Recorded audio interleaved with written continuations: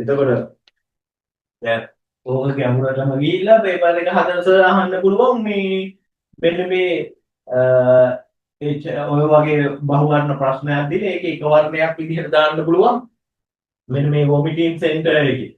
අද වොමිටින් සෙන්ටර් එකේ HYT3 තියෙනවද කියලා. එහෙම තිබ්බොත් අර අපිට දැන් ඇහුනේ ඉන්න ඔක මේ එයා එහෙම නෙවෙයි දෙන්නේ. එයා දෙන්නේ ඔය මොලේ දාලා නෙවෙයි HYT3 තියෙනවා කියලා දෙන්නේ එයා හાર્ට් එක. අන්න එතකොට අර හાર્ට් එකේ මෙන්න HYT3 තියෙන්නේ බ්‍රේන් එකේ කියලා ඔළුවට ආපු නැති එකලා මොකද කරන්නේ? හાર્ට් එකේ තියෙන්න පුළුවන් මේ HYT3 ඇතිනේ හાર્ට් එකේ ඔය රිසෙප්ටර් තියෙනවා කියලා ගහලා දෙනවා.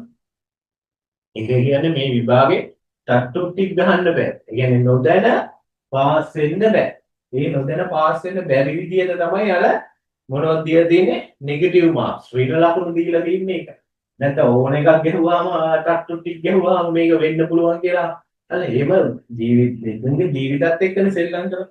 ඒ සෞඛ්‍ය ශාස්ත්‍රයේ හැම එකක්ම මේ නර්සින් පැරාමෙඩිකල් ඩොක්ටර්ස්ලා ෆිසියෝලොජි හැම එකක්ම හැම ප්‍රොෆෙෂන් එකකම එක්සැම්පල් අනිවාර්යයෙන්ම මෙන්න මේ නෙගටිව් මාක්ස් කියන එක තියෙනවා. මොකද නෙගටිව් මාක්ස් තියෙන්නේ ඒ කට්ටු ටික ගහන එක්කෙනාට මේක බෑ. ලෙඩ්ඩුස් එක සෙල්ලම් කරන්න ඒගොල්ලන්ට දෙන්නේ නැහැ.